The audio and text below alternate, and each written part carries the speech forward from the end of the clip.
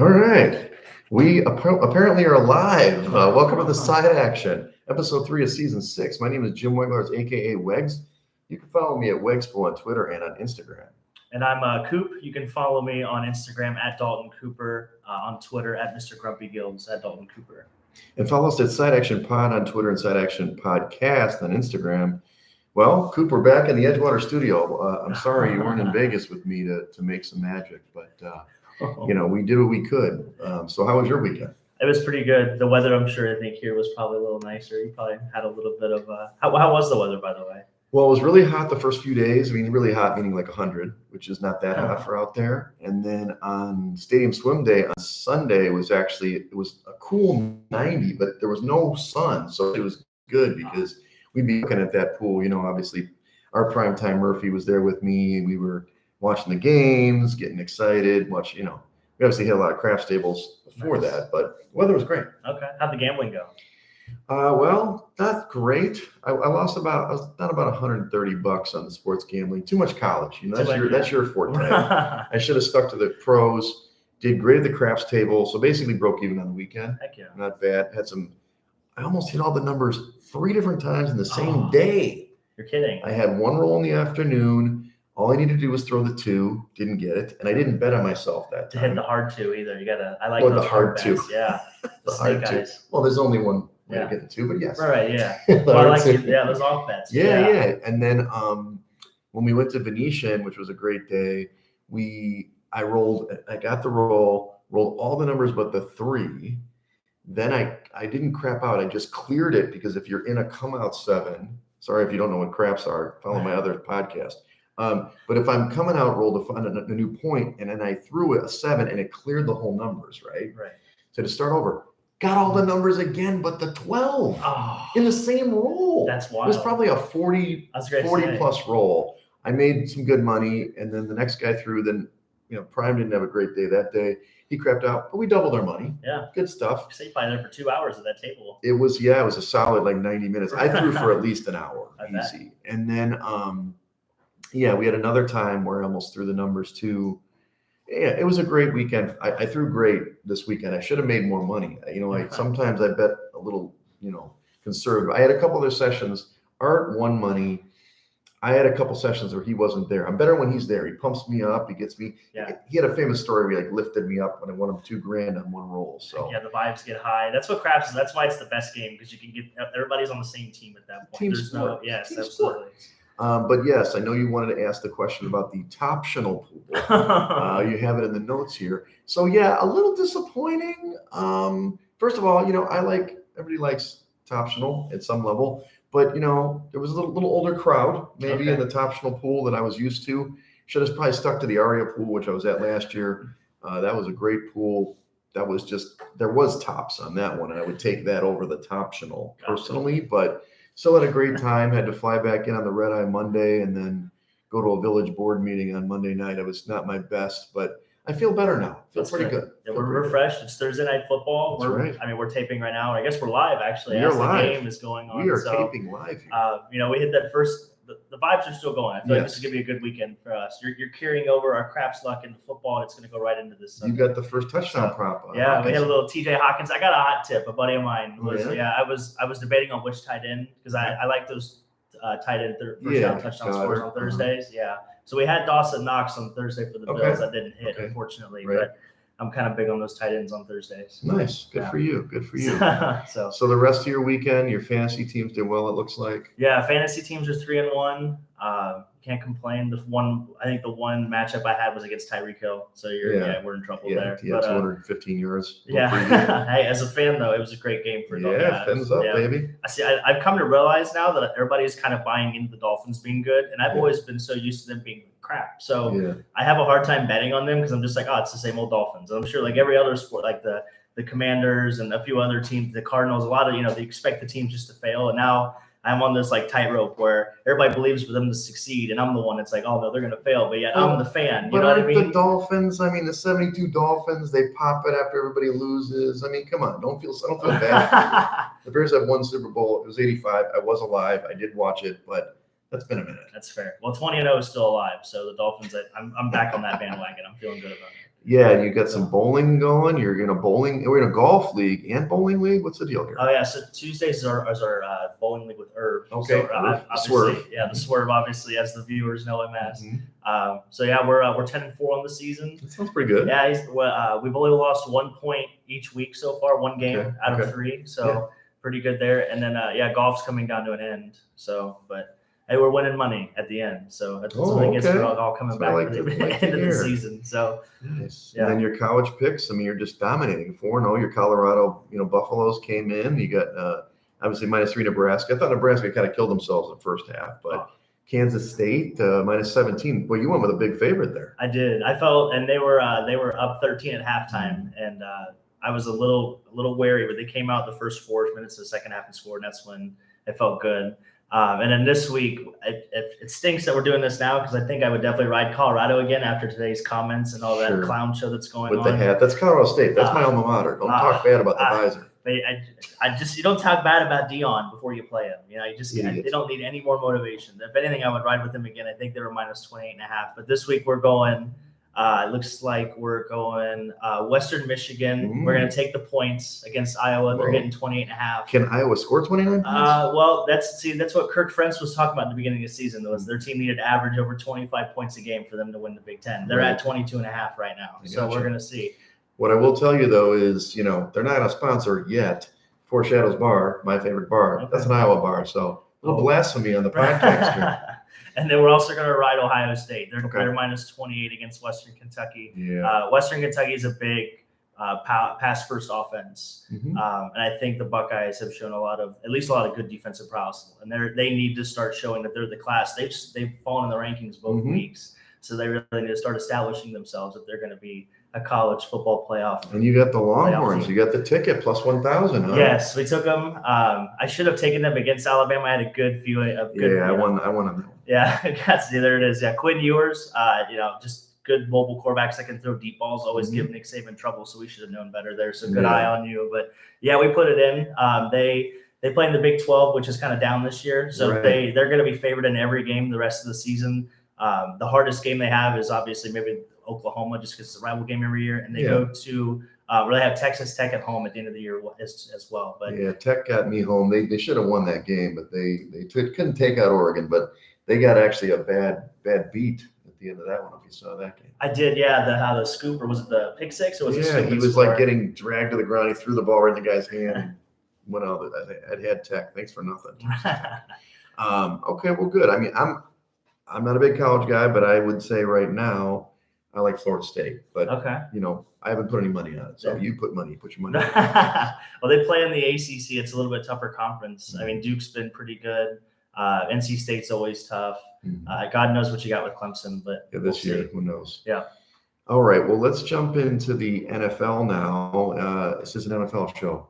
Yes, absolutely. Cooper. I will never forget. So let's go into just some information I like to do each week. So first on the week one recap, I like to go over this information. So road teams dominated. It was 10-6. You're going to hear this a lot. 10-6 this week.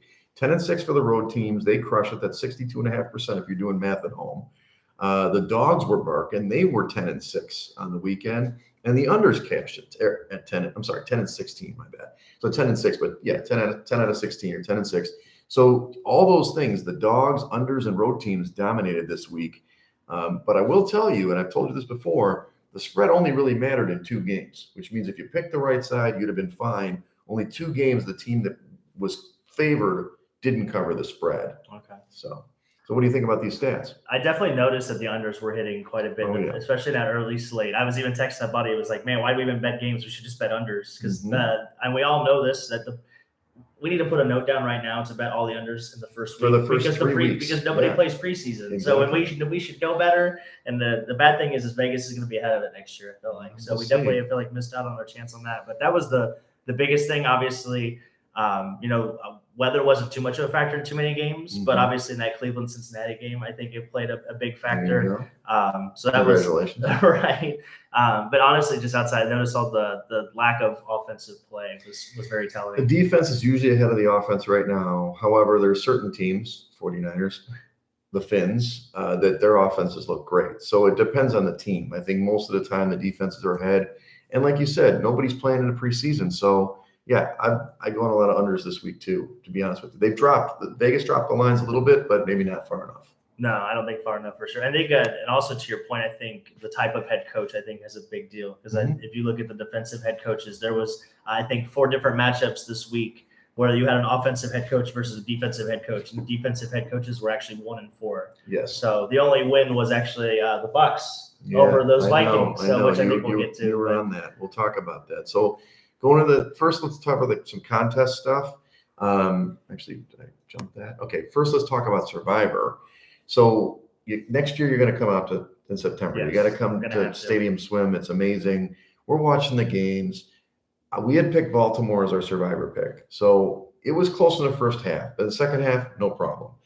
Admittedly, I picked Minnesota in the Survivor for my just little $10 pool. And everybody in the other one picked Washington. So 38% of the pool picked Washington in the $1 million. It's $9.267 million, by the way. And they were sweating. Oh my God, they shouldn't have won the game. I was on both, Arizona for the game and for the money line and the spread on that one. Okay. So we're watching it, and it's just nail biting. Week 1. I mean, can you imagine? I basically get $1,000 hat. Did you see the hat? I didn't have the hat. I wore it. The $1,000 hat you saw last week.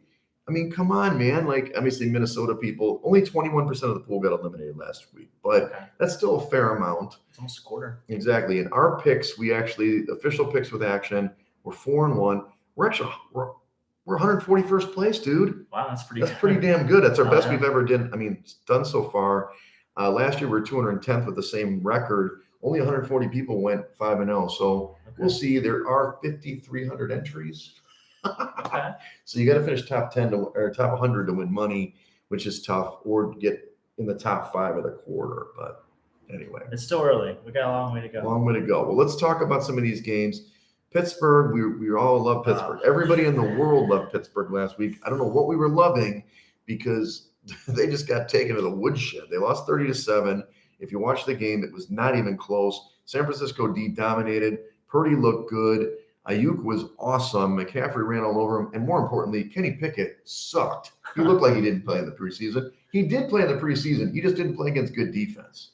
It might have been that. Their offensive line play was horrible, too. Obviously, Deontay Johnson getting hurt, even though he wasn't really doing too much. It's still a start. But, yeah, everything was bad. You never just picture a Mike Tomlin team coming out flat at home as underdogs the beginning of the season. But actually, when I look back at it too, Pittsburgh has actually lost 5 of their last 6 home openers. They won the one last year. Right? Yeah. Well, no, actually, the COVID year was the one year they won at home. Was that on the road last year? Yeah, they beat the Bengals in Cincinnati last year. So the only home opener win they've had in the last 6 years has been during the COVID year. So they get off to slow starts at home. We should have done better. The stats department's going to wear that one.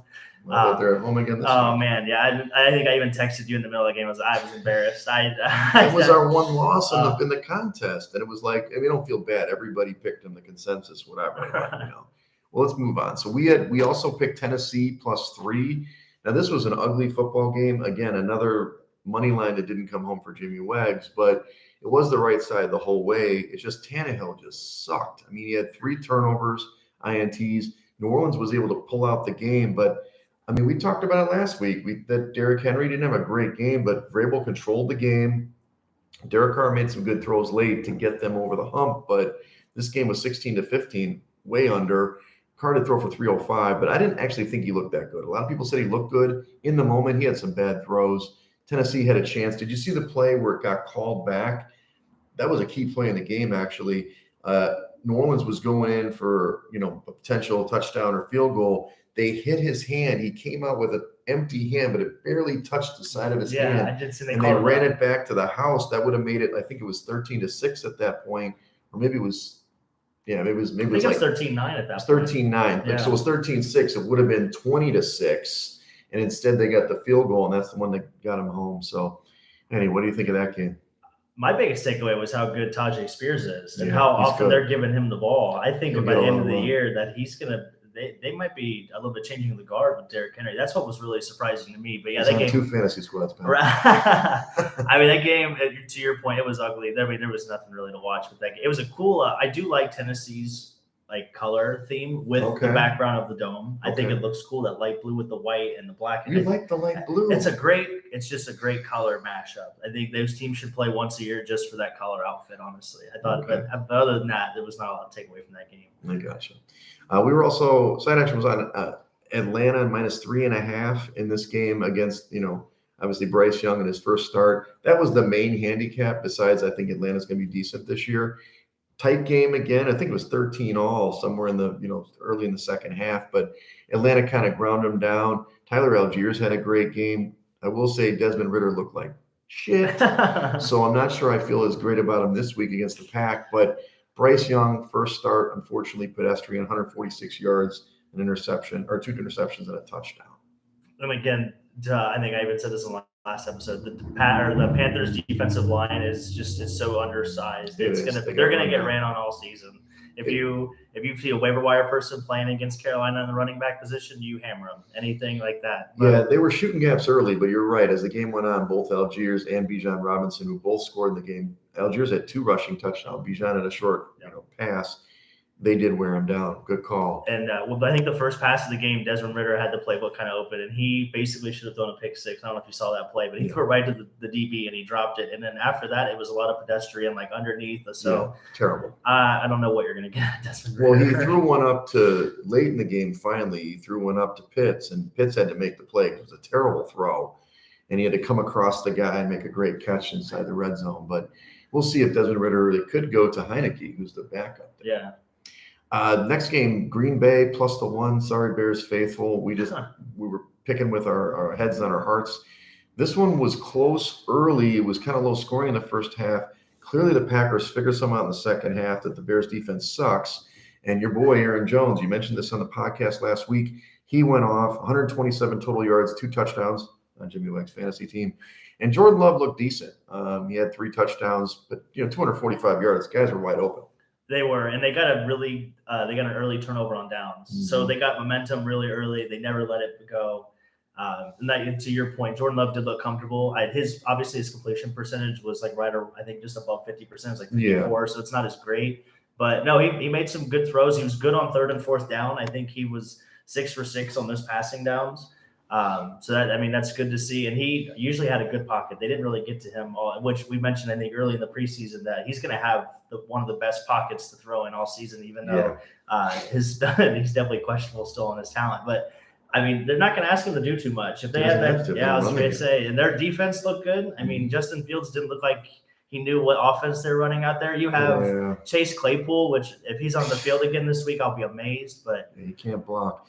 But you saw that Fields didn't throw the ball past like 6 yards like the entire game. It was really sad. I'm not sure if that was play calling or not, but in the end, I expect them the first play of the game to go deep. That's what they're going to do to kind of dispel everything. We'll talk about that game later. And then let's go on to the Jets. This was the last pick for the official side action stuff. Jets +2. Admittedly, when I was kind of busy because I was doing this village meeting and I kind of checked my phone and saw, oh crap, 13-3, they're down big. And then I read, oh, Aaron Rodgers out immediately. I'm like, there's no chance. He obviously tore his Achilles. We know that now on his second drop back, but leave it to that defense, man. And Josh Allen. Thanks, Josh Allen, for 4 turnovers that the Jets were able to make it happen, and one on a special teams touchdown in overtime to not just cover the number, but obviously to win the game outright. Yeah, that was I watched that play, and this is kind of where the story kicks in. So if you remember back, take us back just to April. Yeah. Think about April 27th. It was Thursday night. It was the first round of the draft, right? Yeah. We're probably excited. Football's a little bit back almost. It's probably 9 p.m. Central Time where we're sitting. Roughly. And all of a sudden, the Patriots traded a draft pick. I don't know if you remember this or not, but they traded their first-round draft pick to the Steelers. So the Steelers could draft Broderick Jones, the offensive tackle out of Georgia, because they knew the Jets at 15 needed an offensive tackle. Sure. So this is just the simple case of Bill being Bill. Bill being Bill. And that's honestly what kind of came to my mind after it kind of happened, was like, man, that's what happened. Dwayne Brown missed a block, and all of a sudden Achilles is gone and the whole season's gone. So it's just, It's crazy how that happened. And I don't know if you saw the Twitter. There were people talking about him being a bot or a real person or not. But the guy tweeted like an hour before the game or 2 hours before the game that Aaron Rodgers was gonna tear his Achilles, Ooh. and then the next day his account was just gone. So there's a lot of the future. Yeah, there's a lot of speculation around the matter. So, but it's just interesting, and it stinks for the Jets. It's great as a Dolphins fan because we get to play Zach Wilson twice a year now instead. Yeah. So.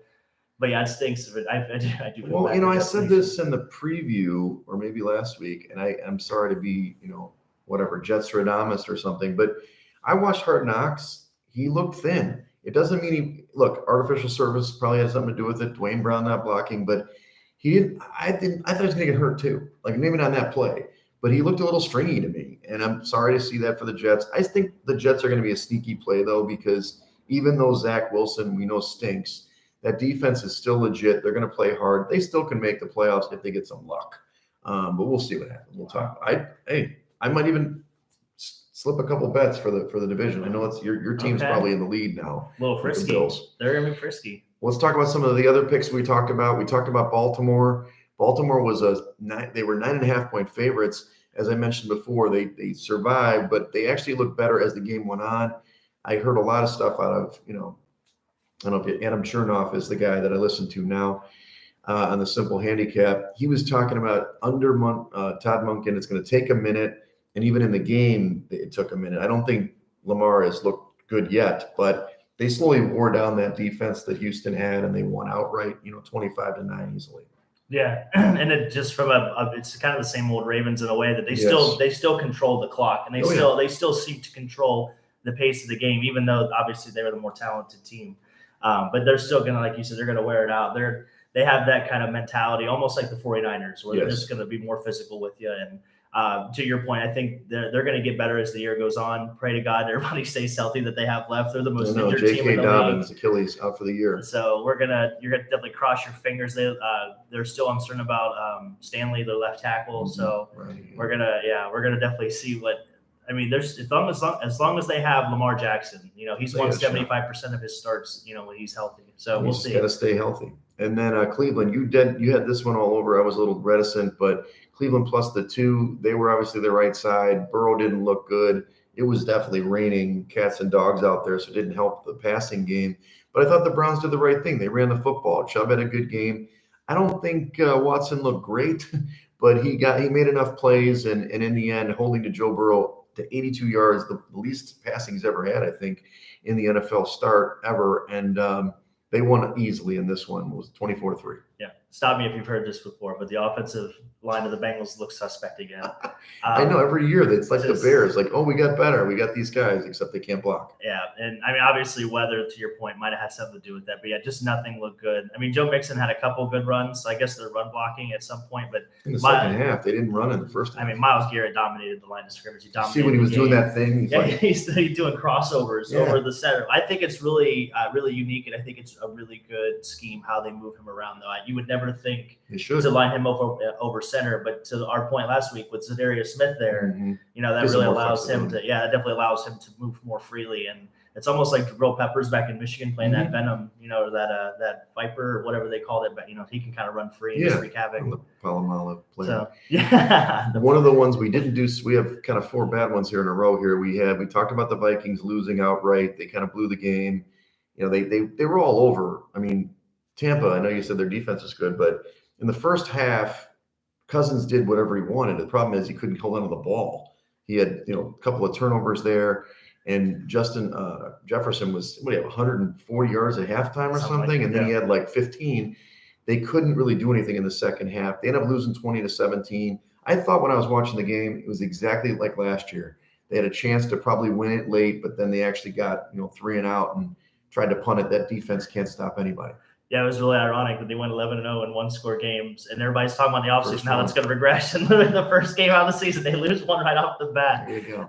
But I will say their defense looked a lot better with Brian Flores. They were blitzing a lot. They said his blitz rate was like 54%. It's the most in the NFL. Yeah, and they talked about bringing in a defensive coordinator that matched their attack offense personality. Okay.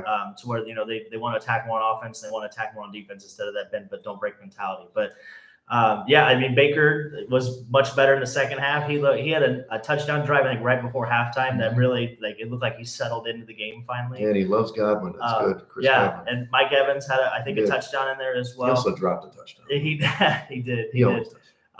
But I mean the Bucs, as long as their defense stays healthy, they will be frisky. Okay. I don't know if they're still going to be able to run the football because that's still a huge. This weekend, frisky. That's still a huge key. but no, it was. I mean.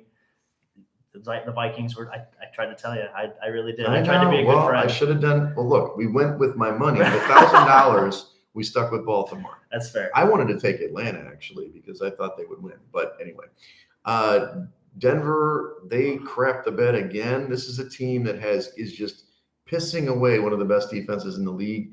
I don't know if you know, last year, if they would have scored 18 points in all their games last year, they would have been like 11-6 or something. Something like that. Again, they lose 17-16 at home against Jimmy G and the Raiders, and they just couldn't get it done. I mean, Russell Wilson, again, average at best, 177 yards passing. You know, they let Jacoby Myers beat you with 81 yards receiving and 2 touchdowns. Good for Vegas for getting the win and Jimmy G making it happen. But 17-16, Peyton really didn't do anything for the offense. No, but Russell Wilson did look better. He had 2 touchdown passes, which is like 200% more than what he had already this time last year. So, that's true. I mean, and I think it was Colin Cowherd that was talking about this today. No one thinks about either, but the Russell Wilson contract he signed hasn't even kicked in yet. It kicks in next year. So he's going to be making over $50 million a year for the next 4 years. That's why Sierra's dancing around on Twitter all the time. And just to think they're in a really bad situation because he's obviously not getting any better. I don't know if he's washed or what in the world happened to him, but Russell Wilson looks bad. And I don't know if I like the tone, what you said, Jimmy Garoppolo, but Jimmy G looked pretty good. Oh, look, when Jimmy plays, he wins. He did it in San Francisco. The thing is that when they start good defense, I mean, they did only score 17. But they need to squeeze the middle of the field on him, make him throw to the sidelines, and he struggles, especially without weapons. But, you know, I mean, Devontae Adams is obviously a good player. So no, absolutely. And I think even with Jacoby Myers with his concussion trouble, and he's actually a pretty good player because he was a quarterback in college. He's really good with reading the field. But Hunter Renfro's still on that team. He could definitely make a difference coming up. Yeah, he's definitely safety valve. The Patriots, this was a tough one. Interesting game. I know you were on the Pats. When I was watching the game, I felt really bad for you, Coop, but it was 16-0 by Philly right away. They had a defensive score, and I said, oh, well, I'm going to bet the under because I got the live under at 46.5. This is a lock. The Eagles are going to run away with this game. Not so fast, my friend. The Patriots kind of ground and pounded them. The Eagles kind of took their foot off the gas pedal. Didn't really score. They only scored field goals the rest of the way. They did end up, and then the New England defense limited Philly to 251 total yards in the game. But that defensive score mattered. And then later, Mac Jones couldn't quite get that last drive over the finish line, and they lose 25-20, don't cover the number, and lose the game outright despite Mac Jones with 316 yards passing. No, their offense looked a lot better. Bill O'Brien at the helm. Obviously, getting down 16-0 is never a good idea with any team. I don't care who it is. I felt so because I had the number. It was covered. That Mac Jones scored on that 2-point conversion, and they get a flag and call it back, and then they don't obviously get that. I was crushed. Right. But for some reason, I felt good when Philly got up early. Yeah, I think that's what the Patriots needed. They usually get off to slow starts. Mm-hmm. Obviously, we don't have a lot of data without Tom Brady being there. But that New England team, I think, is better than what a lot of people will give credit. And I said this earlier, but I'll go on record. I think Hunter Henry is going to be the number 1 tight end in fantasy this year. Okay. So we need to put this one on. I think he could be sneaky. He's a good possession tight end. He knows defenses, and he's going to be. They like to run those 22 sets. Right. So. We'll see with New England though. That was a tough one. I had that, and I had Indy, and Anthony Richardson threw a pick, and with 5 minutes to go on his own 40-yard line. And sorry, buddy. It was just a tough week. We'll get better though. You could have been on SVP this week. And then the last game was the Giants. I think I do believe. Did you say this was a lock, or you said the Giants were the greatest? What did you say exactly? I said the Giants had a chance to beat the Cowboys. No, you did not. You were so on. So this was a game that. I was pretty strong about the Cowboys myself. You can tell, ask Prime about this. I was out there and I had a tough day at the pool, didn't win as many games as I wanted. I was like, I should have just laid the wood. I got the Cowboys, obviously, for the game and the total. And I'm like, I should have just gone with all Cowboys. They just destroyed the Giants 40-0. This game was over in like the first 8 minutes of the game. They blocked the kick. touchdown, interception, touchdown. Daniel Jones looked terrible. I'm sorry, he's not good. But maybe there's a little silver lining because in the end, I mean, as bad as they played, the defense didn't play terrible against the Dallas offense because Dallas didn't have to do much, I guess. Yeah. And Dak only had one throw over 20 yards the whole game. So, I mean, yeah, just from a Dolphins fan perspective, it was funny that we swapped corners with Dallas, and literally the first touchdown of the season for Dallas is Noah Igmanomany. Yeah, that sounds good. Yeah, anemone. No, anyway. But yeah, like you said, it was from the jump, and I was waiting for a text from you. Honestly, I was waiting, like just waiting for my phone to light up when it was 14-20. I'm like, this is. Well, I was at the craps table at the time trying to throw some numbers, but I kept looking at the TV and I couldn't believe it. It was like, oh, another score. Right. Oh, it's 23-0 now. I'm like, actually, this is crazy. And Daniel Jones just got sacked again. I don't know if you heard that outside or not, but sorry, Daniel. Oh man, but it's they got to get right game this week. Obviously, if anything, I think that might help them throughout the season. I'm not done on my Giants slander. That's okay. Yet. We'll talk about the trend in a minute when we get to the game. So let's transition into week 2 now. So in the preview, let's go over the injuries. We do this every week now. We already talked about Rodgers, Achilles out for the year. Who will be the Jets QB? Zach Wilson. There was a lot of speculation. They'll bring back Brady or Rivers or so Kaepernick said he was available. They said no. So did RG3. I don't know if you saw that. I mean, anybody would want to play on that team. They could win a Super Bowl with that defense. But of course, Robert Saleh, Zach's our guy. Good luck with that. He was your guy last year. Chris Jones did sign his deal. I don't know if you looked at this. He didn't really get a great deal. So this holdout didn't really work out in his favor, but he'll be back on the field for the Chiefs. That's essential. J.K. Dobbins out for the year, as we mentioned. Enter in Gus Edwards and Melvin Gordon. Who do you like out of those two guys?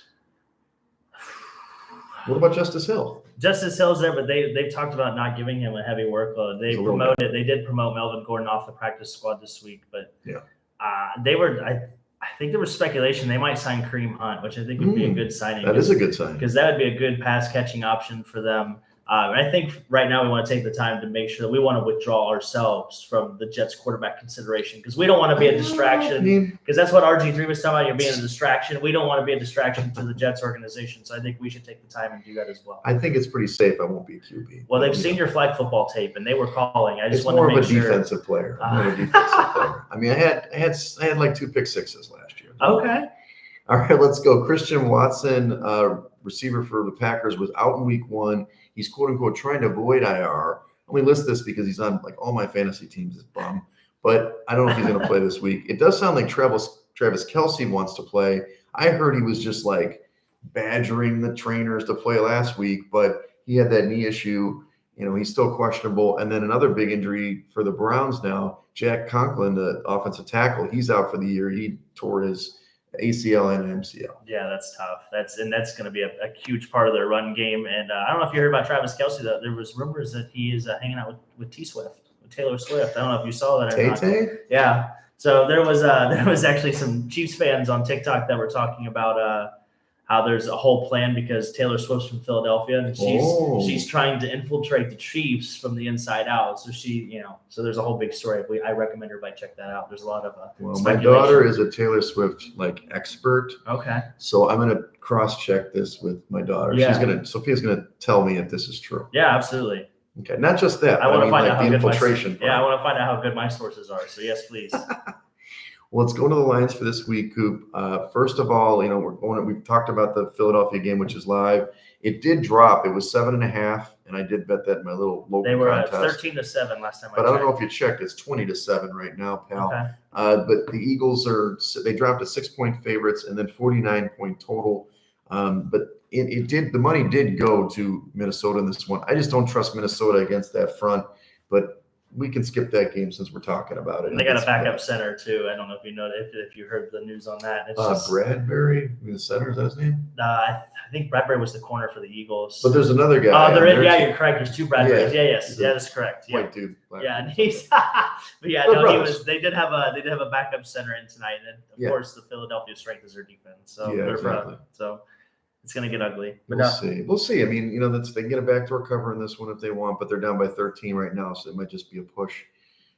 Let's jump into the Sunday games. The early slate is, I don't know if you checked this out. There are way too many early games. There's only 3 3 late games. Yeah, because they have a second Monday Night Football game, there's only 3 late games on Sunday, and that kind of sucks. But let's go over to the main slate. Let's talk about Seattle against Detroit. We didn't talk about this game. The Rams kind of surprised everybody and beating Seattle at Seattle.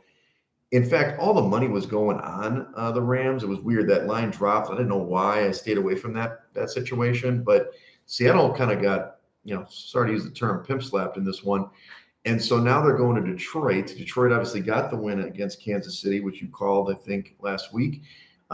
This line is now 5-point favorites for Detroit at home, 47.5-point total. I'm going to give you this thing. Oh, you've got a thing here.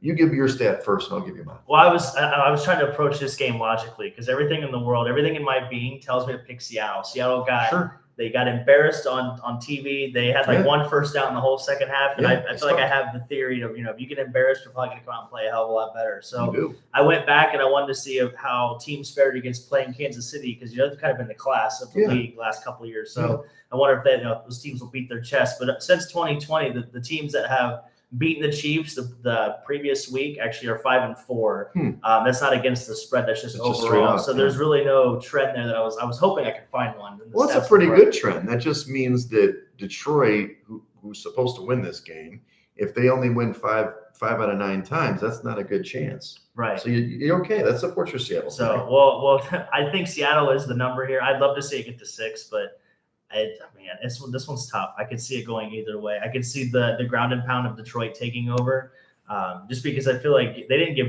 the Gibbs the ball very much, and Montgomery seemed to be the lead back. But Gibbs, you could tell, separates himself super good from Montgomery and just his talent and his speed and agility.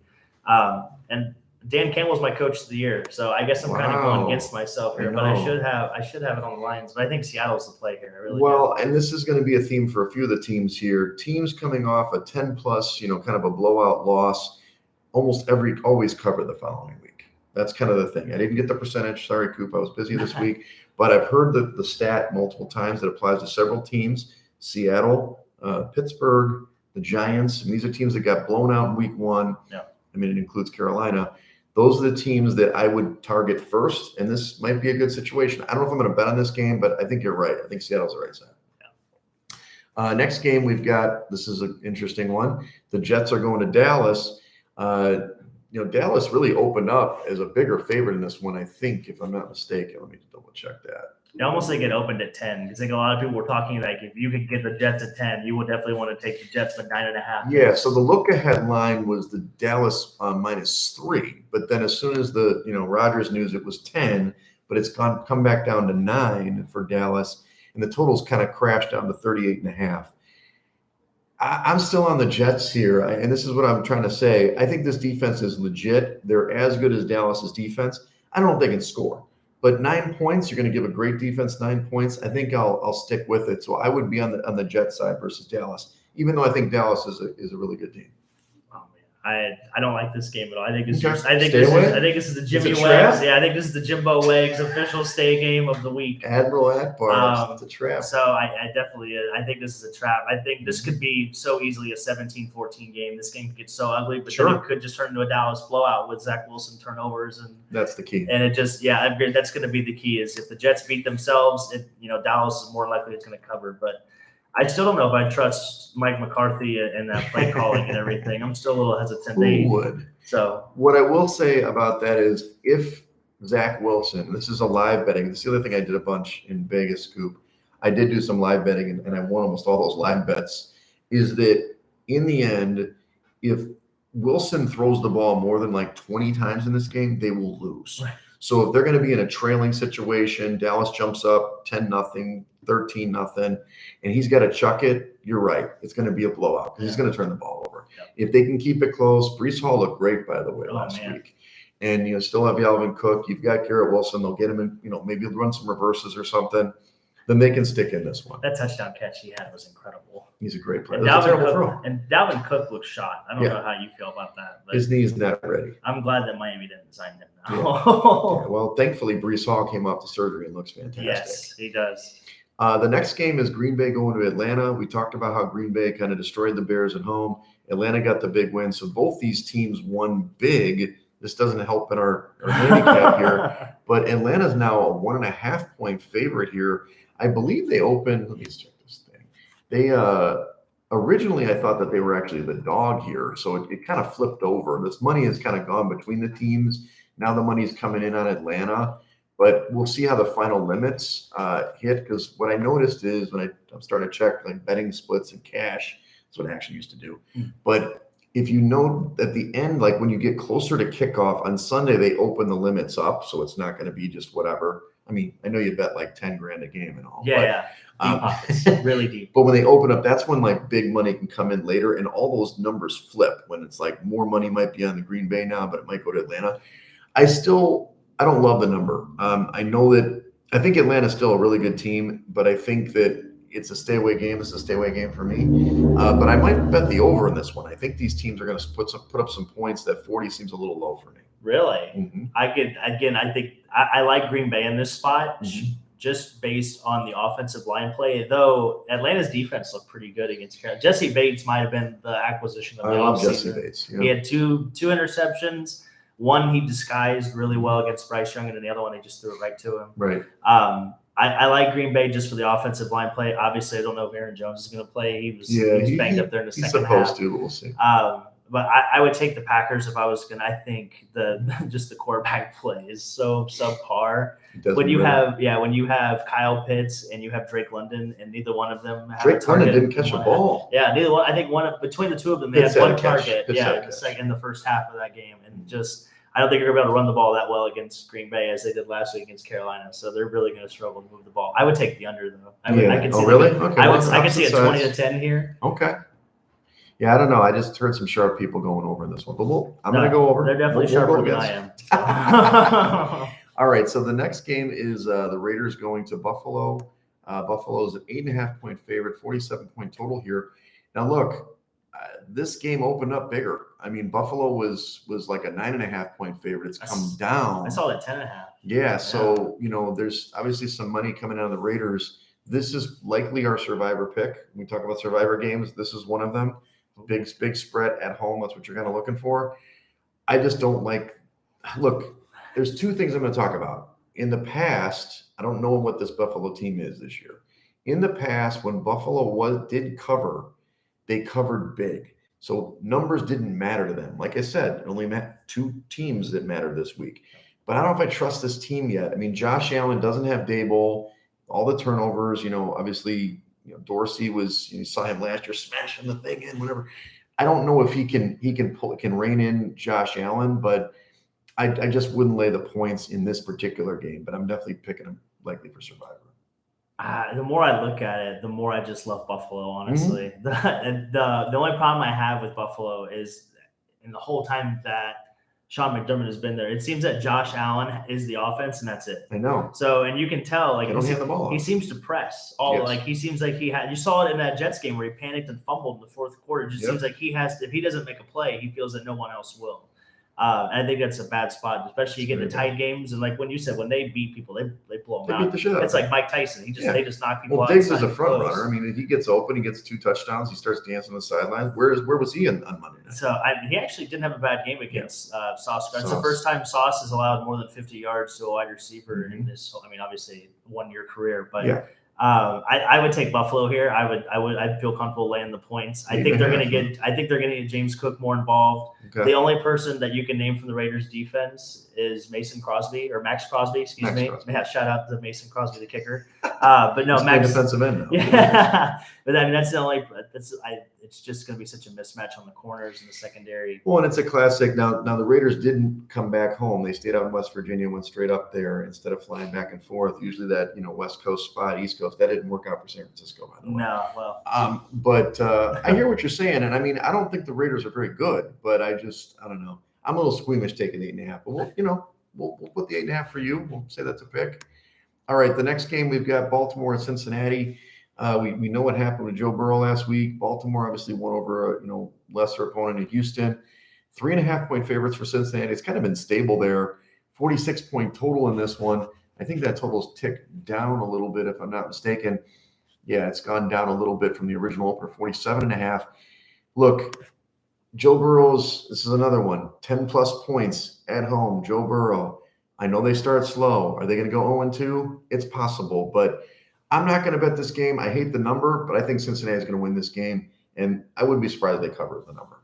No, I do hate the number, but I'm taking it anyway. Because if you're going to give me Joe Burrow and it's going to be less than 4 points, I will definitely take it. And like we touched on before, the Ravens are the most injured team in the league right now. Yeah. They're slow at corner. Joe Burrow has torched them before. Hopefully, this is a get right game. And to your point, coming off just a complete embarrassment against Cleveland. So, well, I mean, I don't think T. Higgins didn't have a catch. No. Did Chase He's have got like a new one number catch? too. I know, I noticed that. What's the matter with 85? He looks weird with 5, doesn't he? It's weird. It just looks weird. But I think Jamar Chase had 5 catches for like 35 yards last week. But I think this is a get right spot for the Bengals. They've played well against Baltimore in the past. Mm-hmm. If I recall, I think they're 4-2 in the last. So you would lay the 3.5? I would, yeah. Look, it's not a great number. The spread doesn't matter if they win the game, so that's what you should do. There's going to be there's a chance for weather in this game though. Some scattered showers throughout. I think it's supposed to start at like noon and run through about 5 or 6. So I saw they put all the weather. Thanks for putting the hours. Yeah, I tried to. We tried to get in there for you. Bring your umbrella. Next game, Indianapolis going to Houston. Indy was actually favored initially in this game and it's flipped over. Houston, a 1.5 point favorite with a 39-point total at home. CJ Stroud, he was fine. Richardson was decent. I mean, he kind of got a little dinged up in that game. I do like Richardson more than Stroud. I know that's not the only people on the field, but I don't know, man. It's this divisional game. This is a classic. Houston's going to win this game because everybody's, basically everybody thinks Indy's going to win, even though they're Houston's favorite here. I think Richardson's going to play pretty good in this game. I'd probably take Indy in this game, even though Houston's getting the money at this point. I'm with you. It's weird how we're kind of agreeing. In the beginning, we were kind of against each other. Now we're with each other. Come on. No, I'm with Indy. I think Matt Eberflus is the best coach, and they actually had a really good. I thought their offense was a lot better than what we'd expected to be. Obviously, Richardson's going to run. He looks like he's playing Pee Wee football out there. By the way, I don't know if you've seen him. I have him as my fantasy quarterback. Yeah, he's on one of my teams too. Michael Pittman looked really good. I don't know if I actually, like I said, I was watching that game because I took the Colts on that number. But I like the Colts. DeForest Buckner, their defense is still. He made a huge play. That touchdown was great. Yeah. What was it? Tank Bigsby had the Boner of the Week award with that fumble recovery. So we might have to start that, by the way, on this podcast. The Boner of the Week award. And then also. Children are. I put that. Kids can't listen. Right. So. Yeah, he had the fumble recovery of the year so far. But no, I'm with you. I think Indy's the side here. I would be comfortable laying. I would take the over too. I think you're going to see some scoring in this game. It's a great teaser spot because of the number. Just so you know, I mean that didn't necessarily work last week with the Steelers, but you get this up to 7.5. Obviously, that's a pretty good number for Indy. On the road against Houston, it's just tough. Anytime you see a team like Houston favored, it's like, can you really go after that? Yeah. This is a big game in the AFC already. Kansas City going to Jacksonville. Kansas City opened, about this 3.5 point favorites on the road, 51 point total. We're on different sides here. I like that you put thunderstorms, from 11 to 5. I'm on the Jags, dude. 3.5 at home. Come on, bro. I understand that they probably got a little lucky to cover the number against the Colts because in the end that game was closer than it appeared in the box score. I understand Kansas City needs to win this game and can't go down 0-2, but the Jags have played well against the Chiefs, and I don't know, getting that many points at home. The other thing I want to say before I'll let you talk, I promise. But when people go to Jacksonville, it's the strip clubs, bro. There's oh my God, there's always it's optional somewhere. And I mean people have these hangovers down there now. It would have been different if Kansas City would have won. It was kind of business as usual. So I understand why KC could bounce back, but I'll take 3.5 in the Jags at home. No, well, and the big thing I think that I noticed, it's going to be a little unseasonably hot for Jacksonville. It's going to be in the 90s-ish. So that's pretty hot in Florida. Yeah, I've never been down to Florida. No, I definitely have, but it's going to be, I think the humidity, I didn't put that on there, but I think the humidity was like 75%. It was supposed to be pretty hot and muggy. Gotcha. So top shell is a good idea. So top shell would be a good idea. Cardio is definitely going to be kind of your main priority, if you know what I mean. But no, I think Kansas City's the player. You get the better coach. You got the better quarterback.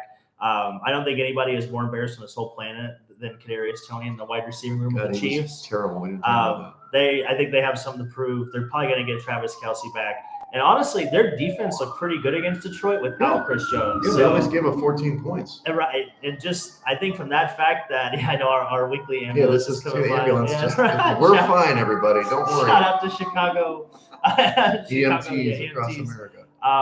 But no, I think Kansas City's decided to be on. Okay. I think this might be the best defense that Patrick Mahomes has had in his whole career. And wow. So this might be a top 10 defense this year. They look young, they look quick, and you're going to get Chris Jones back. So which would you like to lay your hat on, the Hunter Henry best tight end or the defense for Kansas City? Which of the two would you like to choose here? I think Kansas City. I feel comfortable on both. But I feel better about Kansas City being a top 10 defense this year. Okay, yards or points against? Overall total defense. Okay, we'll see. They've never done that, but we'll see. Okay, we'll see. Let's keep going. Bears are going to Tampa. This is whatever. The Bears were terrible last week, especially the second half. Tampa, though, 2.5-point favorites at home, 40.5-point total. Come on, man. Baker Mayfield, I understand what I'm surprised you didn't wear your Tampa Baker jersey here. The Bears were favored in the look-ahead line by 1 point. It's flipped all the way over to 2.5. This total has gone down from 44 to 40.5. Mind you, I don't know why, because the Bears defense is bad. So it's either got to be one or the other. Either Tampa's going to win the game or it's going to be an over game. So I actually think the Bears are a good play here. They got embarrassed a little bit. Tampa's not that good. They gave up a lot of yards to Minnesota. So I actually like the Bears plus the 2.5, and I would go over the 40.5 in this one. Yeah, I like the over as well. Again, I think the weather might be a factor here. It's been pretty mild in Chicago. What's your rain possible Saturday? Yeah, it's going to be in the. That's the other one. No, it's going to be in the thunderstorms. Yeah, scattered. There's a chance for thunderstorms. It's going to be again in the 90s in Tampa, but I don't know. I like the Bucs here again. I really do, and the reason I think the Chicago teams, they're in this pressure situation, and I think Justin Fields is so young and he's missing all these easy progressions that they're supposed to be getting better on. And at the end of last year, he watched some of the film. He definitely was. He was starting to recognize those mesh concepts and those breakouts, which he really seems to struggle with if you watch him. But I feel like if you're going to speed up his internal clock, which this week is probably more pressured than last week, and he's going to run more. If you look at his prop in Vegas, I think the first week it was his over under for rushing yards was like 42.5. It's skyrocketed to over 65.5 this week. So I think if anything, I think he's going to run more, which I think is bad for Chicago, honestly. He's got to learn to throw the ball. So they spent all those money on the wide receivers, and they have yet to even really utilize DJ Moore. So I think Tampa is the side here. I do like the over. I do agree with you on that, but I would give the 2.5. I'd give you that one. Okay. I do think the prop for this one would be White, with Rashad White. Is that his name? Yes. I'd like him over on all his props. I mean, look at what Aaron Jones did last week. They're going to look at that template and see if they can do it. The linebackers must not be very good for the Bears. Yeah, and when Tampa plays good teams, I like Kate Otten. I don't know if how much he Baker. Yeah, he targeted him like 5 or 6 times. Baker did last week when he was pressured. I think when they play those good defenses, for him to get the ball quick, he could be a good sleeper for you as well. Okay, so let's see. This is the last early game. The Chargers are playing Tennessee. The Chargers are actually favored in this one by 3 points. The total's 45. You've got a little possible rain on Saturday, but the game's on Sunday, right? Well, it's late evening. It's supposed to be late night Saturday, early morning Sunday. We've got a meteorologist here. 2:30, 3 o'clock. Yeah, it what makes does that a difference. Mean? They have cover on the field, though, right? Well, I don't know. It's natural grass. I don't think they cover the field in Tennessee. They just let it take it. They don't have a drainage system. I have no idea. I don't look there, unfortunately. I'll have to start looking. I like this though. I know what to bring next week. Yeah, so you're enhancing your meteorological. We'll work on drain systems on week 6. Just check us out. We're gonna be plumbers anyway. I think that could be the field could be a big difference because one of these teams really wants to run the ball, and the other team. Yeah, I'm all over the Tennessee. Dude. I don't know what we're getting with the Chargers. I mean, obviously their offense is good, but what really I just cannot comprehend how bad their defense is, and they have a defensive head coach, and they still can't play defense. They have like the highest paid defense in the league. They spend the most money on that side of the ball, and Bosa and Mack, they're overpaid, and they want to play man to man against Miami with the fastest person arguably on the planet on the other side. At some point, you got to change the game plan. Right? It just makes no sense. 15 yards. Some of these people take Justin Herbert as their MVP this year. I'm not going to point any fingers, but what a clown. I just can't believe that guy. Here, what I'm going to say is this: Tennessee, early in the season, as soon as they're healthy, that defensive line's pretty nasty. They're going to get after the Chargers on with the pass rush, and like you said, whatever. Henry's going to get it. The new guy, Tajay Spears, is going to get the ball. I like this. +3, give me it all day at home. The Chargers going to lose this one outright, probably. Oh, okay. There's my little money line pick of the week. Gotcha. And the under, I would think, for sure. Yeah, likely, because that's the only way that Tennessee can win. All right, there's only 3 late games before we get to the primetime games. We've got the Giants at Arizona. This actually opened up a bigger number where the Giants were like 5.5-point favorites. The total's at 39.5. That's, it's come down a little bit there. Look, originally I put this as the Arizona because they played really well against Washington, especially on defense. But Sam Howell gave them 10 points. Dobbs didn't do anything against that offense or defense. So I'm going to take a little page out of your book that the Giants have a decent defense, not the greatest defense in the league like you talk about, but it's more that they got embarrassed. This is one of those 10-point embarrassed games. They're going to come out and win this game.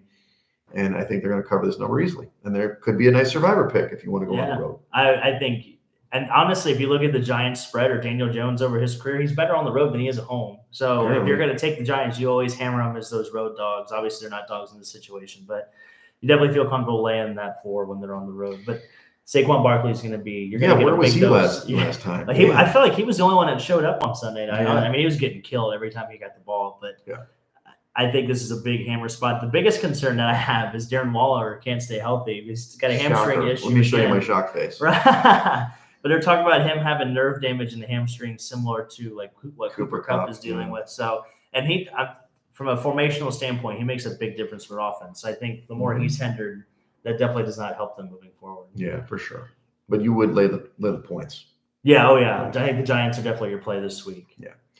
Next one is San Francisco going to the Rams. Obviously, Niners starting on the road the first 2 games. That's tough, but they're the team to do it. They're 7.5-point favorites. They were bigger earlier, 45-point total. I think that. Let me see what it was. This is live. We're on live. Jimmy Wegs. We're on live. Right there in the middle. Yeah, 42.5. Yeah, so 42.5, but it was. Oh, I guess the opener was 4. Went up to, I don't know. It's come down from when I first checked it in terms of the spread.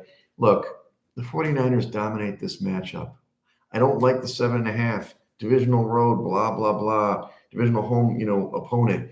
But for some reason, Shanahan owns McVay in this matchup. So if I was to take a side, I probably will stay away. I would take San Francisco minus the 7.5. Yeah, it's going to be interesting to see how the Rams wide receivers match up against the 49ers defense as opposed to Seattle's defense. And they look good. And I would stay away too, but I'm with you. If I was to pick, I would definitely. I'd almost take it a teaser like up to 10 maybe with San Fran. I'd almost give it 10 points. You mean down? You mean for the Rams? Yeah. Oh, so, Rams up just 13.5. So I'd almost be willing to give you 2 touchdowns and take the 49ers. I think this could be a blowout game. Because nobody expected the Rams to come out and win week 1. So this might be a big letdown spot for them. Yeah, but the 49ers had a big team. They could let down. And it's going to be a home game for San Fran. Well, that's They true. play in SoFi. All those people are going to come down and it's going to be a home game for Just San like Fran. Miami last week. Well, you saw the playoff game that they played a couple of years ago. Oh, yeah. I would hammer. I think Christian McCaffrey's going to have a big day again. I think this is a Deebo Samuel game. They got to get Yeah, come on. Sure. Is that one of my teams? Let's go. The last late game is Washington at Denver. Not as sexy as some of these other ones, but as we talked about, Wilson hasn't been great, but Denver's laying 3.5 at home, 39-point total. I think this opened up a little bit bigger as well. 4 points down to 3.5. The total's gone up. This is a sneaky survivor spot, but can you trust Denver? Can they score more than 16 points in a game? Look, Sam Howell looked like crap last week, to be honest with you. I know that he's your MVP. I'm just joking. Right. Transfer portal. But I do think that Denver's the spot here. I hate the 3.5, though. This would definitely be – I would buy this down a little bit inside that 3 to feel a little better and pay more juice. But I think Denver's going to win the football game, but that 3.5 gives me heartburn. This is a stay-away game because I could see Washington's defensive line taking the game over and dominating. How did Chase Young play the other day? No, he didn't play. That's right. And what's really crazy is when you look at the stats of their defense, they're actually better with him off the field. I don't know why they don't just trade him.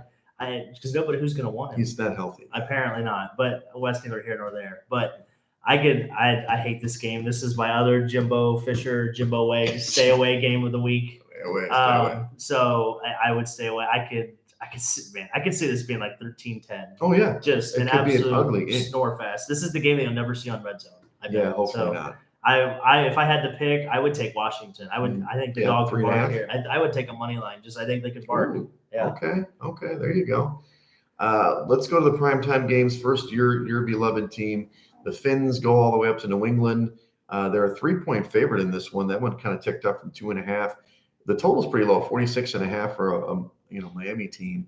Clear skies. That helps Miami, doesn't it? I like New England in this spot, buddy. I know your guy. Hill was great. Obviously, Tua was great. Push comes to shove, New England's going to have a defensive plan. They're healthy. I don't know about Mac Jones here, but I would definitely take those points at home for New England in the primetime game. Yeah, if I wasn't a homer, I'd be with you. But unfortunately, can't do it. Huh? Unfortunately, the 20-0 can't have. They can't go 20-0 if they don't beat the Patriots this week. So right. I think this is the Jalen Waddle game. I think this is the they're going to take. Bill's I think going to be taken out. Bill is going to take away the middle of the field Yes. because that's where Tua he likes to throw between the hashes. Everybody on the planet knows that he's really good at it. So Yep. Bill, I think, is going to take away that part of the field. So I think that's where Jalen Waddle is going to really make a difference. I think they're obviously going to get rid of Tyreek Hill because you can't let that man beat you. We just learned that last week. But I would take the Dolphins here. Tua's undefeated against Bill Belichick in his career. He's 5-0. Really? Yeah. Mike McDaniel is a much better offensive coach, at least, than what anybody on the New England staff is. Obviously, Bill's a really good defensive coach, but Tua's had good success against Bill. And I think Sunday night I think down in Miami they are feeling really good about what they saw Monday night between the other two teams they're playing in their division. Well, that's true. This is a big game for Miami because they can get a leg up in the division. Because obviously the Jets won, but they're likely going to lose to Dallas, and then obviously you've got the snowball takes off from there. Buffalo already lost, but also get the game out of New England out of the way early. I mean, in the past, they usually have to go to New England in December. Yeah, it stinks. So they're getting out of the way early, and I think that could be a huge difference coming down when it comes down. So you lay the points? I would, yeah, absolutely. I'll take the Miami. I'll give you the 3. Absolutely. Fins up. Yeah, fins up. They're gonna roll in. Did you hear that, Belichick? By the way, did you see he split up? He split from his wife. I did see that today. Maybe he'll be distracted. They're not in Miami. I heard the other good strip clubs were in Jacksonville. I thought they are. They're great in Jacksonville, supposedly. All right, here we go. Supposedly. So I've never been, but I've heard it's a the sources. Exactly. I got sources out here. Gotcha. All right, there's 2 Monday Night Football games this week. A little bit weird, and I don't know why they picked the first game here. New Orleans at Carolina. I guess they want to give Bryce Young his first time in prime time. New Orleans open as a 3-point favorite on the road, 39.5-point total. It's 83 and sunny apparently there in Carolina. They do play outside. They do. Yeah. I know. But to me, why the hell are the Saints favored this much on the road? They didn't look great last week. I know that you got the small defensive line for Carolina, but did New Orleans really run the ball? Maybe they couldn't run it against the Titans. So I would take the points in Carolina in this one, even though Bryce Young's playing in primetime for the first time.